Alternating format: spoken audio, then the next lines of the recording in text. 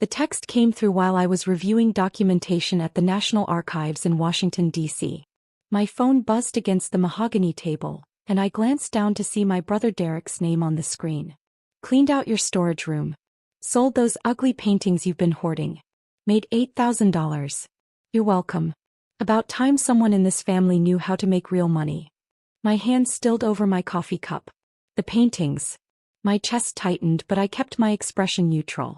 The librarian across from me didn't notice anything amiss as I calmly set down my phone and returned to the 18th century maritime documents I'd been cataloging. Another text arrived 30 seconds later. Dealer said they were amateur work but paid cash anyway. Splitting it with mom and dad since they let me use your room for storage. Fair is fair, right? Face with tears of joy. I typed back a single word, understood. Then I made a phone call. The paintings Derek had just sold weren't mine to sell. They weren't his to touch. They weren't even legally available for private ownership. Each one was a recovered cultural artifact currently under federal protection, temporarily housed in my secure storage facility while undergoing authentication and provenance research. I was the lead art historian for the FBI's Art Crime Team's Cultural Heritage Division, specializing in Revolutionary War-era artwork. Those 7 paintings represented 18 months of international investigation, cooperation with Interpol and careful negotiation with private collectors. Combined insurance value, $1.2 million. Legal status, protected government assets. My brother had just committed a federal crime. I finished my work at the archives, submitted my research notes, and caught the 4 p.m. train back to Philadelphia. My phone buzzed continuously during the journey. More texts from Derek, then from my mother, then from my father. Derek, use some of the money to book that Vegas trip I've been planning. Thanks, sis. Slot machine. Mom, Derek told us about the paintings. So glad he could help you declutter. You always were a pack rat, sweetie. Dad, your brother's finally showing some initiative. Maybe you could learn something from him about turning a profit. I didn't respond to any of them. Instead, I opened my secure work phone and sent a carefully worded email to my supervisor, Special Agent Catherine Morrison, along with the assistant U.S. attorney assigned to our division. I attached photographs I'd taken of the paintings in storage 3 weeks earlier, provenance documentation and the text messages from Derek. Catherine called me within 10 minutes. Emma, please tell me your brother didn't actually sell the Peel collection. All 7 pieces, I said quietly. He texted me about it 2 hours ago. There was a long silence on the line. Then, the authenticated Charles Wilson Peel portraits we recovered from that estate fraud case in Geneva? The ones scheduled for Smithsonian transfer next month. Yes. Jesus Christ. Catherine's voice shifted into professional mode. Where are you now? On the train. I'll be home in 40 minutes. Don't go to your apartment. Come straight to the field office. We need to move on this immediately. Do you know who he sold them to? He mentioned a dealer. No name yet. We'll trace it. Emma, I'm sorry, but you know what this means. I know, I said. My voice remained steady. Federal theft of government property. Art fraud. Possibly interstate transportation of stolen goods depending on where the buyer is located. Your brother's looking at serious time. I know, I repeated. My family had never understood my work. To them, I was Emma the eternal student. Emma who spent too much time with dusty old paintings. Emma who'd never had a real job, despite my PhD in art history and my position with the FBI. Derek was the successful one. He'd opened 3 cell phone repair shops in the Philadelphia suburbs, drove a BMW he couldn't quite afford, and never missed an opportunity to remind everyone that he made actual money, while I played with old pictures. My mother had stopped asking about my work years ago. It's too complicated, sweetie, she'd say whenever I tried to explain a case. My father would change the subject to Derek's latest business expansion or my younger sister's marketing career. When I'd asked Derek to avoid my storage room at the apartment, the climate-controlled space where I occasionally kept work materials that didn't require vault-level security, he'd laughed. What, afraid I'll steal your precious doodles? Apparently yes. The FBI field office in Philadelphia was bustling with activity when I arrived. Catherine met me in the lobby, her expression grim. She was a striking woman in her 50s, with steel gray hair and the kind of presence that made people instinctively straighten their posture. Conference room 3, she said. Art crime team is assembling. Tracy Perkins is already here. The next 2 hours were a blur of statements, documentation and strategic planning. The assistant U.S. attorney, James Perkins, was a sharp-eyed man in his 40s who'd prosecuted several high-profile art theft cases. The paintings were in your apartment? He asked, reviewing my written statement. In a secure storage room. Climate-controlled, locked, with documented chain of custody. My brother had a key to the apartment for emergencies but explicit instructions never to enter that room. Do you have those instructions in writing?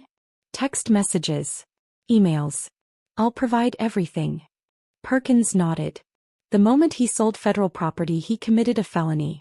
If he transported the paintings across state lines or the buyer did, we can add more charges. The dollar value puts this in serious territory. We're talking potential prison time of 5 to 10 years. I felt nothing. No satisfaction, no guilt. Just the cold weight of inevitability. We need to locate the paintings, Catherine said. Emma, look at your brother's texts again. Anything that might identify the buyer. I scrolled through Derek's messages. He said dealer. He used the term cash. That suggests a gallery or a private dealer who handles estate sales. In Philadelphia? Most likely. Derek wouldn't drive far for this. He thinks he's being clever, but he's lazy. One of the junior agents, Marcus Chin, spoke up from his laptop. I'm running searches on recent cash art transactions in the Philadelphia area. Cross-referencing with dealers known to handle American colonial artwork. His fingers flew across the keyboard. Got a hit. Rothman Gallery in Rittenhouse Square posted new acquisitions on their Instagram 2 hours ago. Quote, exciting new collection of 18th century portraits. Colonial American art enthusiasts, don't miss this. Catherine leaned over his shoulder. Pull up the images. My paintings filled the screen. All 7 of them, displayed in Rothman Gallery's showroom, price tags clearly visible. They were being sold as attributed to Charles Wilson Peale. A careful hedge that wouldn't survive expert authentication, but enough to justify the gallery's listed prices ranging from $45,000 to $200,000 each. That's them, I confirmed. The provenance documentation was in my files. Derek must have taken that too, or at least enough information to make the sale credible. Perkins pulled out his phone. I'm calling Judge Martinez for a warrant. We'll need to seize the paintings immediately and freeze the gallery's assets related to this transaction. What about my brother? I asked quietly. Catherine's expression softened slightly. Emma, you know we have to arrest him. He committed federal theft. We have documented evidence, including his own text messages confessing to the crime. I know. Are you going to be okay with this? I met her eyes. He stole $1.2 million in federal assets. He could have derailed an international investigation. He committed a serious crime because he thought I was too stupid to have anything valuable. I paused. Yes, I'm okay with this. The warrant came through at 8:47 p.m. By 9:15, a team of FBI agents and Philadelphia police officers had surrounded Rothman Gallery. I watched from an unmarked vehicle as they entered the building, presented the warrant to the shocked owner, and began the process of documenting and seizing the paintings. The gallery owner, a silver-haired man named Stuart Rothman, cooperated fully once he understood the situation. According to his statement, which I read later, Derek had approached him that afternoon with the paintings, a fake provenance letter I'd apparently written authenticating them as family heirlooms, and a forged bill of sale. He seemed legitimate, Rothman told the agents. He had documentation. He knew the artist's name. He said his sister was an art historian who'd authenticated them before she passed away. I'd passed away apparently. That was Derek's story. I was dead and he was liquidating my estate. The audacity would have been impressive if it weren't so infuriating. By 10:30 p.m., all 7 paintings were secured and en route to the FBI's evidence facility. Rothman was cooperating with the investigation. He'd been defrauded too, after all, and was desperate to avoid being charged as an accomplice. He provided copies of all documentation Derek had given him, including my forged signature on multiple documents. That's document forgery, Perkins noted. Add it to the list. Catherine turned to me. We're moving on your brother tonight. Do you want to be there? I considered. No. But I want to be available when he inevitably calls me asking for help. He's going to blame you. I know. The arrest team left the field office at 11 p.m. I went home to my apartment, the one Derek had invaded, the one where he'd stolen federal property worth more than $1 million, and waited. The call came at 11:47 p.m. Emma. Derek's voice was panicked, shrill. Emma, the FBI is here. They're saying I stole paintings. They're arresting me. You need to tell them this is a mistake. I sat on my couch, looking at the empty storage room where 7 irreplaceable artifacts had been carefully preserved until my brother decided they were junk. Derek, I said calmly. Those paintings were federal property. Protected government assets under FBI custody. I'm the lead art historian for the FBI art crime team. Those pieces were part of an ongoing international investigation. Silence. Then, what? You stole $1.2 million in government property. You forged federal documents. You committed art fraud. You're being charged with multiple felonies. You're FBI? His voice cracked. Since when? 7 years, Derek. I've been with the art crime team for 7 years. But you never said, Mom and Dad said you worked with paintings. I do work with paintings. I investigate stolen cultural artifacts and build federal cases against art criminals. I paused.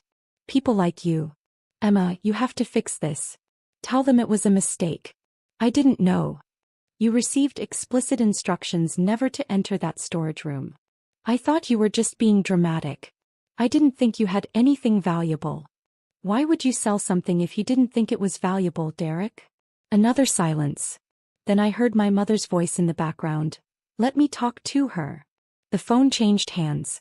My mother's voice came through, trembling with anger. Emma Louise Harrison, you tell these people to leave your brother alone right now. Mom, Derek committed federal theft.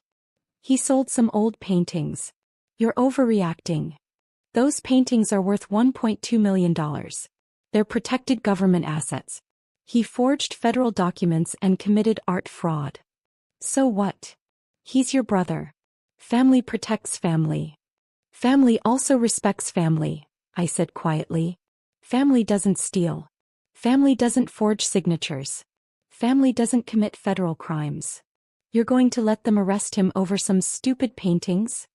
Yes. My mother made a sound somewhere between a gasp and a shriek. I didn't raise you to be like this. You raised me to value honesty, respect, and the law. Derek broke all three. The phone went dead. 30 seconds later my father called. I didn't answer. He left a voicemail. Emma, your mother is hysterical. Derek is being arrested. I don't understand what's happening, but you need to fix this. He's your brother. Whatever he did, we can pay it back. Just drop the charges. I deleted the voicemail without responding. The arrest made the local news by morning. Philadelphia man arrested for theft of federal art assets, read the headline on NBC 10. The story was brief but damning. Derek Harrison, 34, had been charged with theft of government property, art fraud, forgery of federal documents, and interstate transportation of stolen goods. The paintings, described as rare 18th-century portraits valued at over $1 million, had been recovered. My phone exploded with messages. My younger sister Jessica. Emma, what the hell? Derek is in jail. Extended family members. Is this true? What's going on? Old college friends. Saw your brother's arrest. Are you okay? I responded to none of them. Instead, I went to work. The FBI field office was subdued when I arrived. My colleagues knew the situation. The art crime team was small, tight-knit, and the news had spread quickly. Catherine met me at my desk. How are you holding up? Fine, I said. What's the status on the paintings? Secured in evidence. Perkins is building the case. Your brother lawyered up. Public defender named Rodriguez. Good attorney, actually. He'll advise Derek to take a plea. What's the offer? Too early to say. But given the value, the federal nature of the crime, and the forgery charges. Catherine trailed off. He's looking at significant prison time. Maybe 5 years with a plea, 10 if he goes to trial and loses. I nodded. The paintings. Provenance confirmed. Authentication completed. They'll be transferred to the Smithsonian on schedule. You saved an international investigation, Emma. If those paintings had disappeared into private collections, we might never have recovered them. Derek didn't know that. No. He thought he was stealing worthless junk from his loser sister. The accuracy of that statement made something twist in my chest, but I pushed it aside. What do you need from me? Statement refinement. Court testimony preparation. The usual. Catherine paused. Your family's going to make this difficult. I know. Difficult was an understatement. Over the next 3 days I received 147 text messages, 63 phone calls, and 12 emails from various family members. My mother's messages progressed from angry to pleading to venomous. My father's were shorter but equally hostile. Jessica tried the reasonable approach, suggesting family therapy and mediation. None of them seemed to grasp the fundamental reality. Derek had committed a serious federal crime, and I had no power to make it disappear. On day 4, my mother showed up at my apartment. I opened the door to find her standing in the hallway, dressed in black like she was attending a funeral. Her eyes were red and swollen. "Can I come in?" she asked. I stepped aside. She entered slowly, looking around the apartment as if seeing it for the first time. Her gaze landed on the storage room door. "That's where they were?" she asked quietly. "Yes." Derek said they looked like amateur paintings. Old portraits that someone's grandmother might have done. They're authenticated Charles Wilson Peale portraits from 1780. Part of a collection that was stolen from a Swiss museum in 1987 and trafficked through private collectors for decades. The FBI recovered them 18 months ago. I was leading the provenance research. My mother sat down heavily on my couch. "You work for the FBI?" "Yes." "For 7 years?" "Yes." "Why didn't you tell us?" I sat across from her. "I did tell you, Mom. Multiple times. You said my job was too complicated to understand." Dad changed the subject. "Derek made jokes about me playing with pretty pictures." She flinched. "We didn't realize." "You didn't want to realize. It was easier to think I was unemployed or working some meaningless museum job than to actually listen when I explained what I do." "So you let us think you were a failure?" The question hit harder than I expected. "I let you think whatever you wanted to think. I couldn't force you to pay attention." My mother's hands twisted in her lap. "Derek's bail is $500,000. We can't afford that." "I know. Can you help?" I looked at her steadily. "No. Emma, please. He's your brother. He stole federal property worth $1.2 million. He forged documents. He committed art fraud. If I helped him post bail, I could be charged with obstruction of justice. But you're FBI. You have connections. Which is exactly why I can't interfere. Mom, Derek committed a serious crime. There are consequences." She stood abruptly. "He made a mistake. He made multiple conscious choices, all of them illegal. You're going to let your own brother go to prison." I stood too. "I'm going to let the justice system work the way it's designed to work. Derek isn't going to prison because of me. He's going to prison because he committed federal crimes." My mother's face crumpled. "I don't even know you anymore." "You never did," I said quietly. She left without another word. The preliminary hearing was set for 2 weeks later. I attended as a witness, sitting in the federal courthouse and watching my brother shuffle in wearing an orange jumpsuit and handcuffs. He'd lost weight. His usual cockiness had evaporated, replaced by a hollow-eyed fear that might have moved me if I didn't know exactly what he'd done. His public defender, Marcus Rodriguez, was indeed good. He made a compelling argument for bail reduction, citing Derek's family ties and lack of prior criminal history. The judge was unmoved.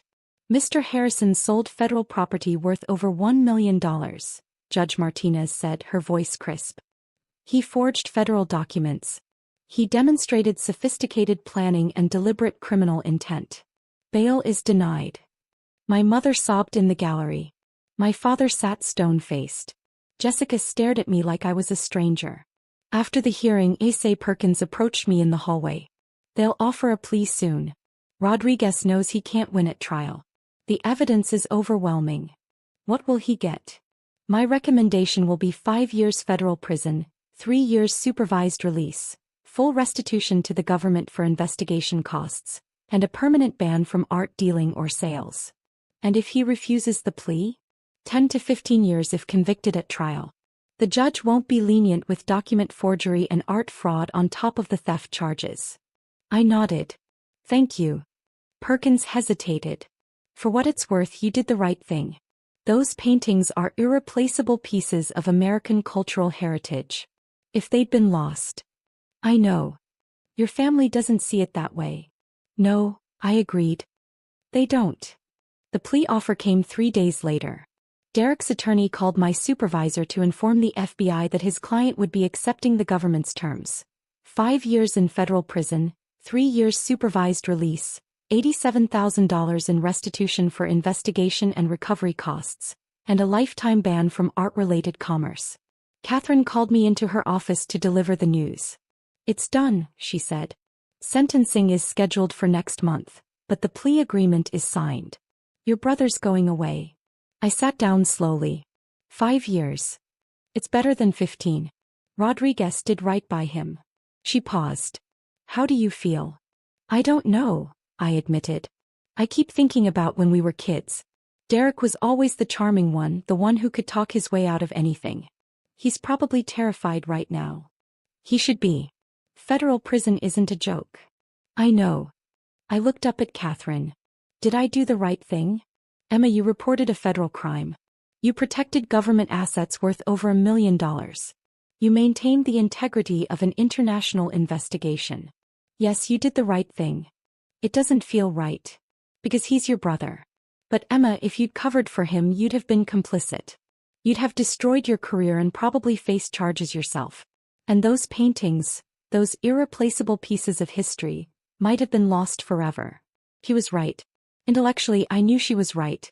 But emotionally, the weight of what I'd set in motion was crushing. The 7 Peale portraits were transferred to the Smithsonian Institution 3 weeks later. I attended the ceremony as part of the FBI art crime team. The museum's director of American art gave a speech about cultural preservation and the importance of law enforcement cooperation in recovering stolen artifacts. These portraits represent not just artistic achievement, she said, but a tangible connection to America's founding era. They were lost for decades, trafficked illegally, nearly lost forever. Thanks to the dedication of the FBI's art crime team, they've been recovered and will now be preserved and studied for future generations. Catherine nudged me gently. That's your work she's talking about. I watched as the paintings were carefully unveiled. 7 faces from 1780, preserved despite decades of theft and trafficking, now safe in a museum where scholars and visitors could appreciate them. Derek had called them junk. He'd sold them for $8,000. He'd forged my signature and told the gallery I was dead. Worth it, Catherine whispered. I thought about my brother in a federal prison cell. I thought about my mother's sobs in the courtroom. I thought about my family's texts calling me a traitor, a monster, someone who valued paintings over blood. Then I looked at the portraits. 7 faces that had survived 2 centuries, speaking across time, preserved for everyone who came after us. Yes, I said quietly. Worth it. Derek's sentencing hearing was brief. Judge Martinez accepted the plea agreement, noted the seriousness of the crimes and emphasized the importance of protecting cultural heritage. Derek stood silently as she pronounced sentence. 5 years in federal prison, 3 years supervised release, $87,000 restitution, lifetime ban from art commerce. My parents attended. Jessica attended. I stayed at work. That evening Jessica called me. You weren't there, she said. No. Mom wanted you there. I'm sure she did. A long silence. Then, Emma, I've been reading about those paintings. The ones Derek sold. Oh. They're really important. Like historically significant. Museums and scholars have been searching for them for decades. Yes, I said. They are. Derek could have destroyed something irreplaceable. Yes, I said again. He could have. Another pause. I didn't understand. None of us did. We thought you were just being vindictive.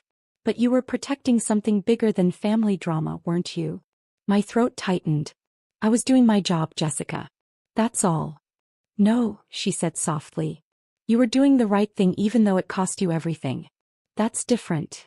After we hung up, I sat in my apartment, The one Derek had violated, the one where he'd stolen pieces of American history because he thought I was too pathetic to own anything valuable, and let myself cry. Not for Derek. Not really. But for the family we'd never quite been, for the respect I'd never quite earned, for the version of us that might have existed if they'd ever bothered to see who I actually was. 6 months later, I stood in the Smithsonian's American Art Wing, looking at 7 portraits by Charles Willson Peale, dated 1780, recently recovered after 37 years missing. The placard credited the FBI Art Crime Team's Cultural Heritage Division. My name was on that placard. Dr. Emma Harrison, lead art historian. Visitors walked past, pausing to read about the painting's incredible journey from theft to recovery. They had no idea what it had cost. They didn't know about the brother in federal prison, the parents who'd stopped speaking to me, the family gatherings I'd never attend again. But they could see the paintings. Students could study them. Scholars could research them. Future generations could connect with faces from 1780, preserved despite everything. Catherine found me standing there. Still worth it, she asked. I looked at the portraits. 7 faces that Derek had called junk, that he'd sold for less than 1% of their value, that he'd nearly lost forever. Yes, I said. Still worth it. My phone buzzed. A text from an unknown number. This is Derek. I have limited phone access. I'm sorry. I understand now what I did. I'm sorry for everything. I looked at the message for a long time. Then I typed back, I know. Good luck, Derek. I didn't delete his number. But I didn't save it either. Some bridges burn. Some families break. Some choices cost everything. But 7 portraits from 1780 hung in the Smithsonian, preserved for all time, and I'd helped make that possible. It was enough. It had to be enough.